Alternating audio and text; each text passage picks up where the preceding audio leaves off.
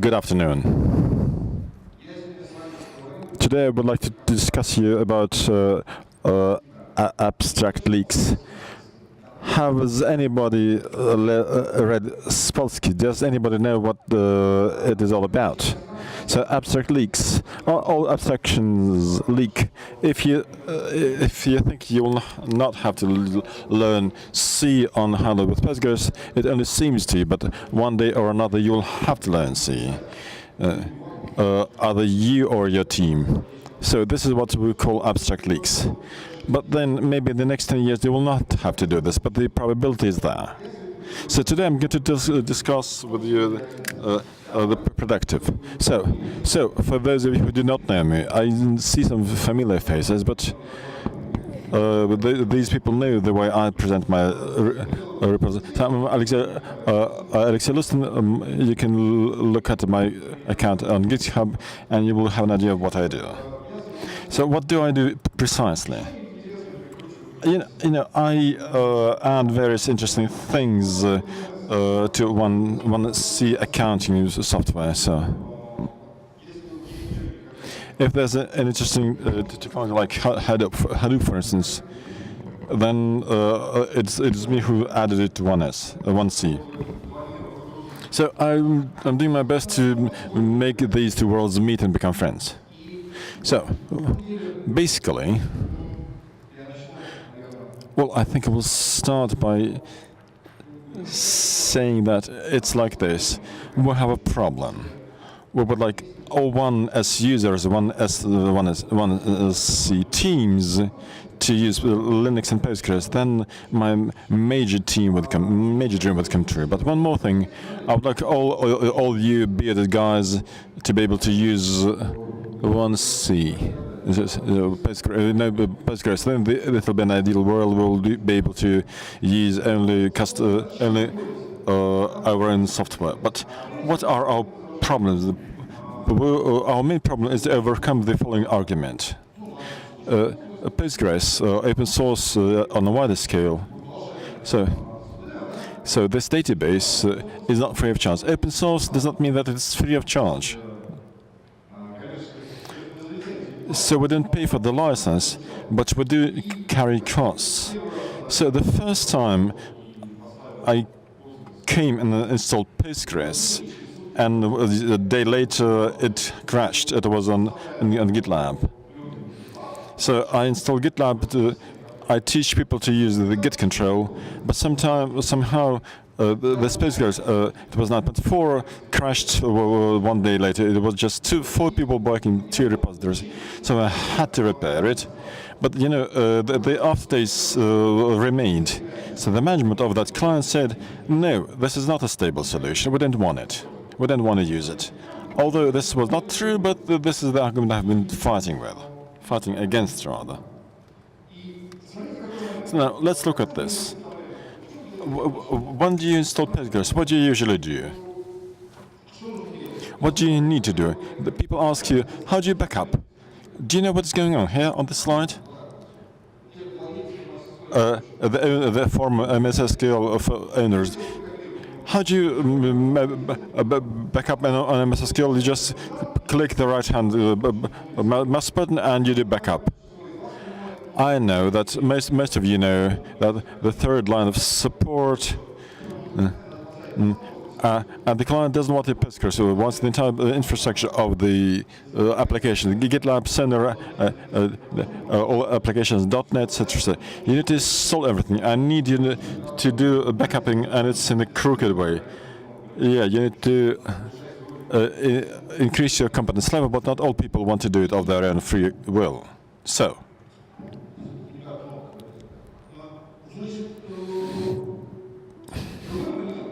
Another problem. How do you set up?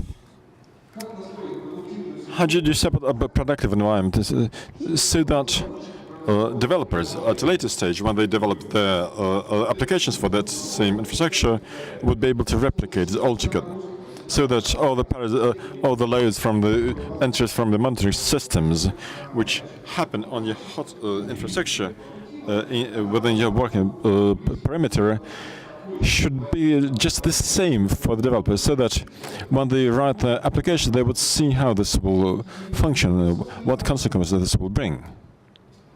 So basically, this is why we have this Docker. Look, that's the way I see it, just for you to remember. Maybe you will like it, maybe you won't. Actually, who has a Docker? 1, 2, 3, 4, 5. Like 30% of you. Good. So, long story short, the Docker is a concept of collective creation of applications to so that all the people involved in process can do this crowdsourcing.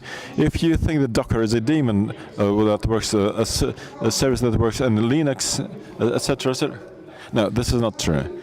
It's a whole concept of an open source code when each production process participant, both the infrastructure developer, database admin, database architect, takes the competence, puts it into the open code. So things are gathered and tested and done productive. That's the way you will have to live with Docker, with the Docker. So it all started. I will tell you how it all started. Why is the Docker is a working environment for Postgres? So it all started when we wanted to deploy GitLabs very quickly, the GitLab Sonars and applications, and to integrate Postgres with Rabbit. We had to do it quickly on the productive environment, and our clients were not clever people. So we started using ready images. And I recommend you to remember these two names. This gentleman is from Alibaba. There's the link to his GitHub. He does Postgres for internal aims and purposes. It supposedly hibernates horizontally, vertically, and in-depth scaling. And the other one is the Indian who's been providing GitLabs for the past 4 years and a red mine with Postgres to anybody, to all the world, and they never crash. So we inherited this from him. At the moment, we have been building our own Russian-made version of Postgres, which includes Docker, and we crowdsource it via GitHub too. The reason I'm telling you this, because the latest Docker is a concept which enables you taking off your competence, and you will not, well, let me, I for one, use my Postgres server, and I'm not the only one infrastructure engineer. Or the Yevgeny Besonov, the miracle worker. He's the committer and the maintainer of this repository. So, besides us, there are 4 more infrastructure engineers from Alibaba and 2 more infrastructure engineers from a secret Indian company. So, 6 people prepare this image.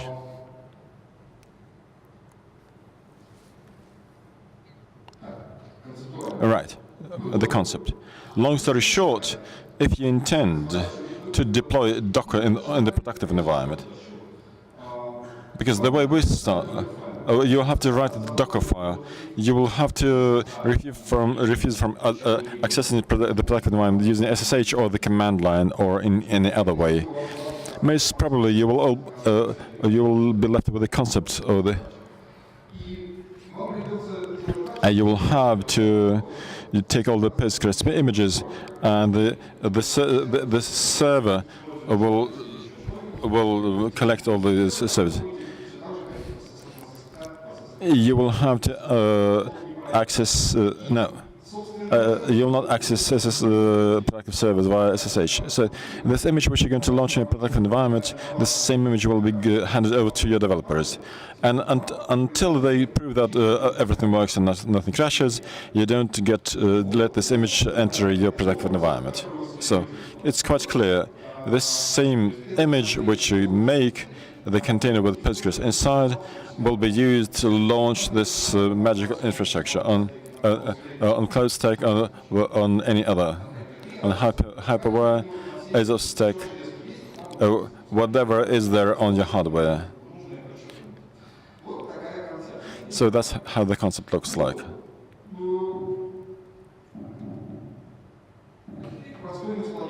Now about the cost of ownership. One, if you think that you will be able to launch one container with Postgres in Docker and this will be done, I would like to discourage you. This is not so. Postgres is just the core. The rest is around it. You need to do the backupping. You need to do monitoring. There's a number of other extensions which are there for replication, etc., etc., etc. So Postgres is not just one application. It's a composite application. You don't need to Google Docker, but Docker minus Composer to create composed applications. You see on the screen my favorite picture. So our image of Postgres, of the container, includes a number of services on various TCP ports. Postgres master, Postgres slave, this magic PG here for monitoring. Master logger is working in the background. It's a special service that collects metrics from Postgres and sends it to Zabbix. So that Zabbix sends you text messages or telephones you. Okay, so how this works? 99.9. Well, one thing you should realize, before I came here, I measured our uptime, and I saw that indeed the Docker for Postgres for databases up to 300 gigs, compressed database, so you should multiply by 2. So database up to 600 gigs can work and without crashing. Nothing will happen. We will see how is that. Why is that? You don't need to take 1 week, 2 weeks to set it up, or like one C engineers work for 6 months to eliminate all the errors. So let's see what you will have to. If you want to work with Docker, not the way they work on JetBrains, to launch on the local machines. If you want to launch your working database, there'll be no magic with your file storages. Those of you who know what Docker is know that Docker is about a reuse of the application images, preset by the best admins or engineers. But the Docker is not for the profile group. 1 year ago, I would have told you about the Flowcar concept, a storage which is available via APIs, but there will be no magic now. It's a local driver for file groups, the way it should be. There are no other systems that you can use that I advise you to use on the productive environment. So how many block devices are there in the Docker? So what does the Docker do? It does the wrap up. It makes volumes. It makes volumes. It makes things in a folder. The folder which you or the vendor of the infrastructure tells you where it should be. So your engineers who wants to deploy Postgres in Docker will have to take these file descriptors, or to take this. We'll have to take these file descriptors and to install them. Slave data, data on master, data on slave. The replicas, the logs on the master and on the slave, which you will have to store separately because the load is different. So the failure level is also different.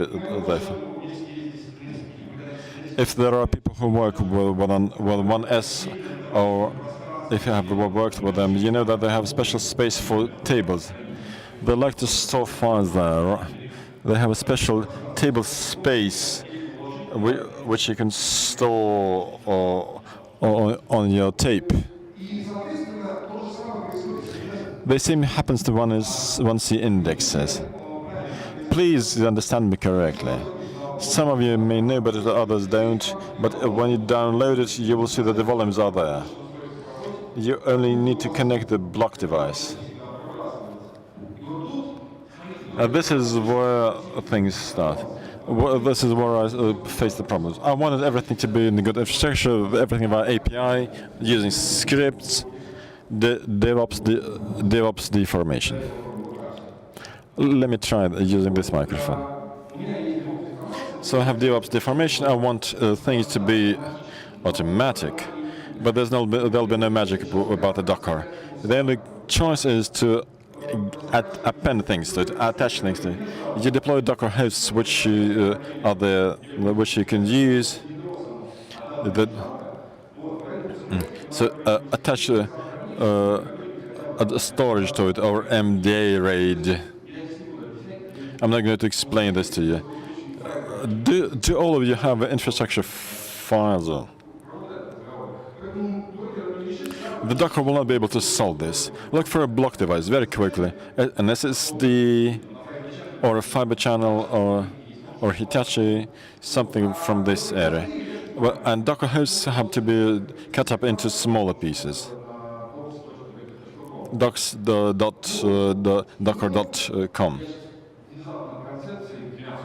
And now we'll go right to the meat. So as soon as it gets started with the file group, you work with hosts. Well, Docker is a daemon to launch your containers, and then you will see that if you're using one Docker host, one virtual machine, and you'd like to use lots of small packages. Some infrastructure architects believe that one database means one Postgres because it is easier to use. This is what they call horizontal scaling. All of a sudden, you will see there's this individual hosts, and you will see this in your work that you will not be able to work the Postgres on 5342 port. Does everybody understand the networking? Let's say if you have 15,000 containers on one host with Postgres, small atomic containers doing their small work for the Sonar database or Sonar GitHub super building databases, small limited containers. Then, to be able to get it outside, you will have to give the ports away, not 5342, but something 15,000 something. 15,342, etc., etc. You will have a file in a notebook that will start to write down the port for each Postgres. One more thing about the network. If you want to use it on productive environment, you will see the following problems. You will have a small. Well, I don't think there'll be no overhead. No, rather, I don't see any overhead. I have not been able to get any proof. It's a wrap-up on the C group. But the network inside the Docker is gray. When you take the Postgres, you will see gray network 172. And you're on 192, 168. You will not be able to see it from inside the Docker. This was done allegedly for security purposes. So you will not be able to take data outside the container. You can do -net host. This will allow you to bind ports inside the host machine. Then you will need just one Postgres for the host, or you will need to change things. I'm starting from the network, from the concept. For you to understand that this is the first thing you'll have to deal with. Or rather, the second thing after the file groups. So as soon as you see where to get quick disks, and Docker will not help you, then you will have to think where to launch your network. So you have two options. Either you look into what service discovery is, and this is what it is about, or you launch one Postgres on one virtual machine. Those of you who have got Proxmox, virtualized infrastructure provider, then you can cut up Docker hosts, one Docker host, you cut them up in one. But those of you who want to see how this should work in reality, if you have 150 hosts, let's say I have 250 clients, each of them have to provide Postgres to each of them. I cannot put 250 clients on one Postgres because one of them can be malignant user. So I have to make special controls for each of them. So I can use the console. I call it the console. Now you need to look into what the service discovery is for that matter. It's on the screen. You register the service pg-db-sonardb.service. Then you tell all the developers that there is this address, and they use all the NS magic network professionals, and they these Docker containers, and you will have to live with that if you even have many Docker containers. And what is inside this miraculous Docker in productive? So I have told you about the network, the file group, and I believe that it was useful to know that indexes can be stored in separate table space. So I'm addressing 1C experts mostly. So what happens inside the Docker file? First of all, I'll tell you one thing. Container can be deleted in a second, and that is the fun of it. It can be deleted, it can be moved to another hardware, separate hardware. For example, you have several cores and I don't know, just some Docker that costs nothing under the table, and container is to take it and move it. So everything that you do inside the container, why I said that you should not use mouse, will not live through restart of the container, apart from PostgreSQL-base, if you don't know about this Postgres. But we decided not to do that, if you flag it, when our container starts, SonarQube is launched, and that is something that tunes this file.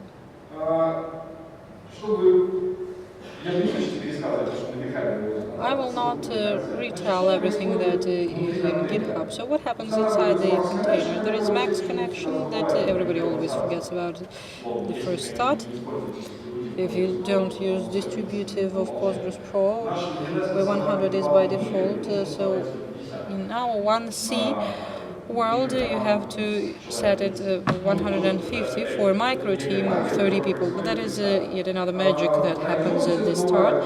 Everybody forgets about the time zone as well, adaptive shared buffers and temp buffers and auto vacuum, and at the end this enable magic, that is SonarQube. And actually using Docker in productive, Docker containers in productive, and we're talking about it now.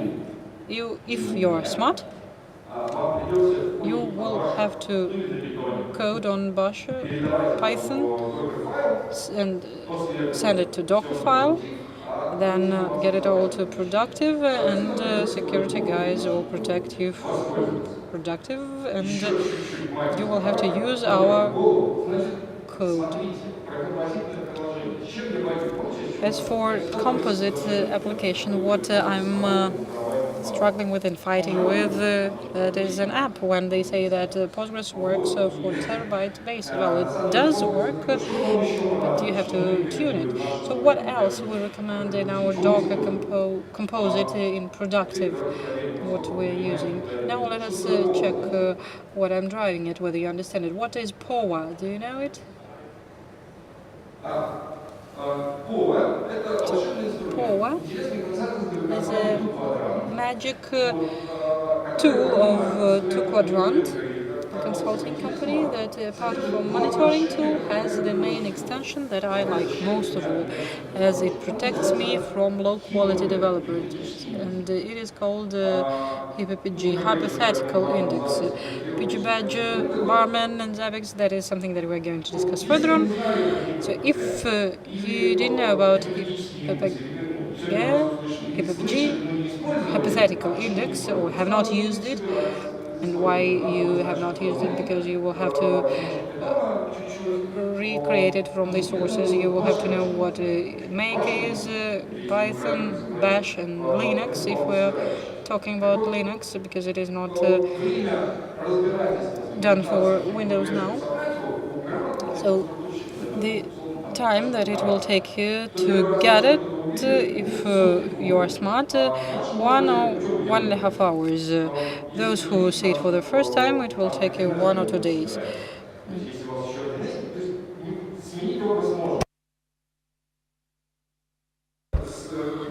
So if you are 1C expert, then it is even better for you. And if they make mistakes with the structure of metadata, hypothetical index helps me here. And POWA from 2Quadrant shows a list of hypothetical indexes in visual interface with manual. That would be handy for girls. I'm sorry, that's just a remark. That is not the whole of this magic. When, for example, you usually set Postgres for one database, you do it once and forget about it. But then somebody comes up to you and says, how many transactions do we have per second? What is the workload? How does vacuum work? Postgres itself measures the statistics, but does not show you in any other way from console view. But if you, for example, for today's presentation, need it, there is a Perl tool that is called PGBadge, and some very smart, bearded man can launch it, as they know about it. But as for the ordinary admins, person who is responsible for productive infrastructure has heard something about PGBadge, but has other stuff to do. And that is also a container that links with Postgres container and launches by one button, and it gathers logs, compiles them, and returns you a report. So that is what it is about. So when Docker is in productive, what I was going to tell you most of all is that if you want to try it, don't mention the address of the repository. I believe it is the 3rd edition of our composite, but we started with developing it for a couple of years ago for the developers. So if you are going to develop your own Docker container or trade it at docker.store.com, and the Docker company allows structure specialists to trade their containers, but that is not about us. So do not use command space when you develop Dockerfile or when you work with PGCL. So you can use codes minus insiders, that is ED, with capability of support PLSQL space, and coding of Docker files on Bash with checks. So that is ED for Wopsers, I would call it like this. You know why there is one C written there? Who would guess? You know what is interesting? In one C assembly, so we assemble it on the basis of Postgres Pro, but in one C assembly they have optimizer, genetic optimizer of queries. I do not know whether it works or not, but I know that it has given me a certain benefit in the recent year. I know that it is on by default there. So, and you can fork it. The sources are open, and you can do Docker Compose, Docker Compose app -d, and PG Badger, PG Hero, Postgres, PG Pre-Warm, and all the stuff. The knowledge can be taken from it. And why we do that? That is for crowdsourcing. If somebody contributes and says that we are wrong and does pull requests, that would be great. To share data, SonarQube, if you don't know, that is a system of continuous code inspection. So that is a static analyzer in Dynamics. The base mainly is Postgres, and in our instance we have 148 projects, and they load the support there. That is a classical Java app with all the respective ORMs for Javists. So this image is tuned for classic Java app. I will explain what tuning took place there. In Gitlab, if you have not seen this epic fail when this cluster crashed, they use active record Ruby on Rails. If you don't know Ruby on Rails, that is another funny language. This mixing, when class can change, there is a whole fun of it. And the queries that active record generates on classical app leave much to be desired. So nobody writes direct queries in two-dimensional mode. Well, maybe they do it in some, I don't know, metal processing plant. They have this like that, but majorly it is written through RAM, and that is done so because they go to you through the author of the interlayer, and they band with libpq, libpg, and they are at the level of C. And this image is used for 500 plus users of document flow. We like business processes, and we like storing files in 1C base because we trust 1C, but that is up to you to decide. You can also use external storages to store your files.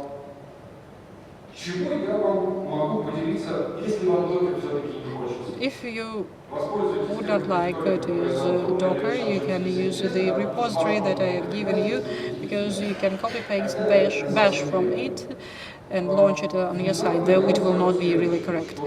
And I would like to say the following. I don't know whether you can see it or not. We, for 1C, use continuous PG repack. I don't know whether it will help you in your 1C basis, but apart from ordinary vacuum, we repack using PG repack extension that repacks everything that needs repacking for 1C without blocking. As for SonarQube, I mentioned it already. The genetic optimizer module behaves pretty well, and without it, projects were shown sadly, and the response time was different, and the plan that query was executed was different as well. And we switch on GK Optimizer. That is the source code that is in the project, and there is Elastic Search and Postgres there. And for SAP and GSQL and others, they have it in base, and then have a text field search. Here, query optimizer somehow helps to maintain the same load, at least. For my favorite GitLab, we use a PostGIS extension. If you are interested, you can have a look at why we do so. And I will remind you what I started with. And not only us code this Docker file, we actually saw it in guys from India. When they started up, they have an explanation. They just copy-pasted the code, and as we are a fork, we copy-pasted it to our side as well. As for drawbacks, just briefly touching upon them. If you are going to launch Docker in productive, SSH of productive contour is prohibited to you, so you will have to go as you should. Dev test forward contour right, and only then prod. And you cannot fix or edit PostgreSQL directly in prod. That will be an emergency, a disaster. So it's better to use the old Ubuntu. So when you go to Astra Linux on SSH and then edit something there, have a look at contours of ours or libaba or vanilla Postgres. And docs, docker.com. That is something that you're going to study apart from our Magic Postgres newsletters. A little bit of evangelism. Why it is needed. Even if you have a small database like us, we are a small team and our databases are not that large, not a terabyte. But enterprise relation is in the mindset. Why do we need assembly servers if our database has us, the 5 users?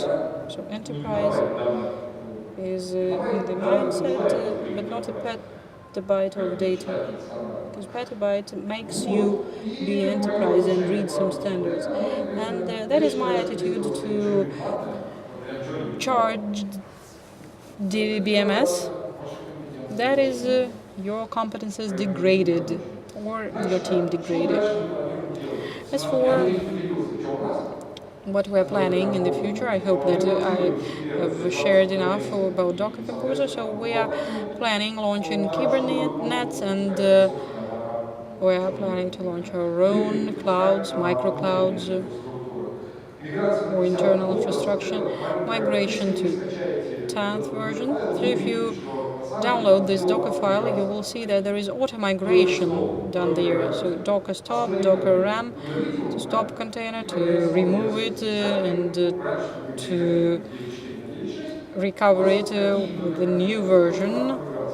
So you have auto migration in these Docker containers, so you don't need to do it by stopping the system. It migrates in seconds. If you fail to do that, you recover the old container because the data are on the block device. So we're just expecting PG10 for 1C, and we're expecting it this month. So we are planning to migrate to it, and we will replace the main image with 10. And today we were also convinced to shard smarter. Because if you launch us on Docker, you will see that temp table space is created in TMPF. So we are planning to also incorporate sharding there. So you can copy paste code or have pull requests.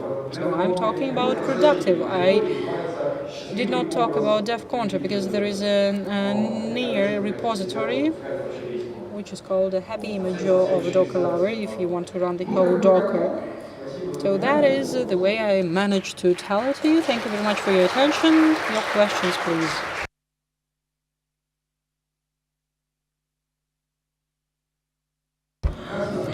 That was my nature of it, about evangelism and the essence of it and GitHub, and I believe that everything should be quite perfect. Hello, my name is Mikhail. A couple of questions.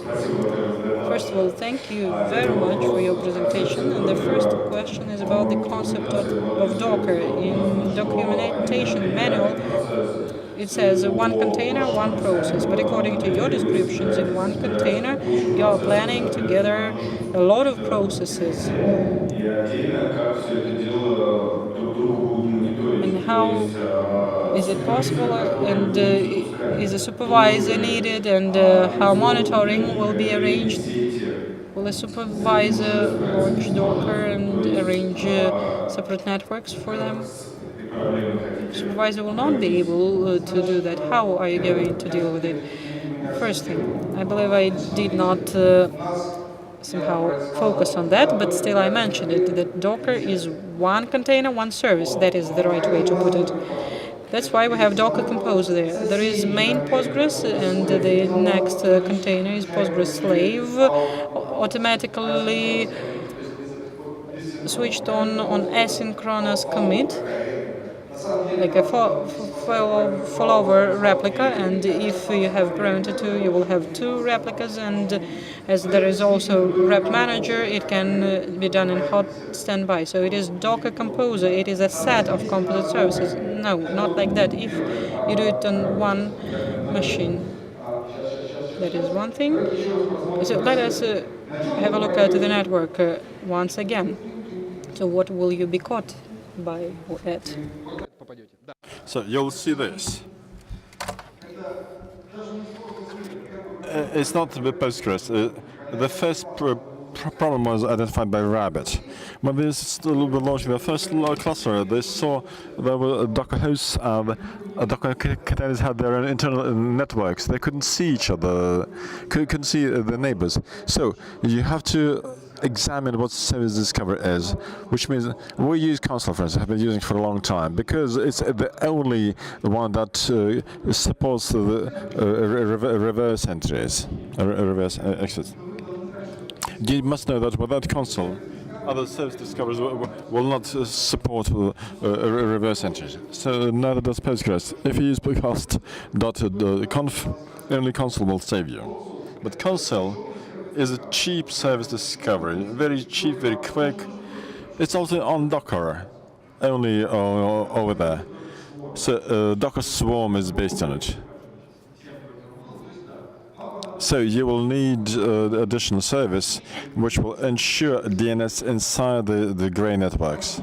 There's no magic. Someone has to show to what ports to go. We propose using console. Another reason why is that they have this special interface apart to console. The second support line. Console has got GUI. You can document it. You press there, you press here. So console has got it. It's not in Russian, but probably they've been waiting for our request. But this is console. We support console. It will be there. You will see it how it works. All right. Question 2. Why don't you distribute your experience? Why don't you replicate your experience as Gitlab solved in symbol, and then using all other means of publication and replication, then people would do whatever they like to. Yeah, I understand what you're talking about. Okay, we have a problem. My team, the Silver Bullets, if you don't know the name, when people tell you that there's no silver bullet, this is wrong. We have, there's a silver bullet, it's my company. So my company is a team of smart people.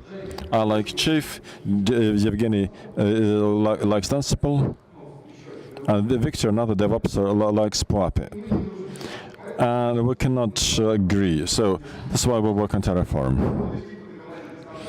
Because it has good time JavaScript, because Nikita, our fourth guy, has got a lot like this. In the past 4 years, Docker is something that has not been causing holy wars. The Terraform, TypeScript, Yevgeny insists that we need to put Terraform into Ansible. So we have reached already something, but there's no single solution about which we could tell you. But yes, basically it's Terraform. We're talking about Terraform. Those of you who don't like Docker, I can tell you for a long time quite a lot of interesting things. How you do username.something.com, how you launch services like that, etc. Thank you. Let us thank the reporter.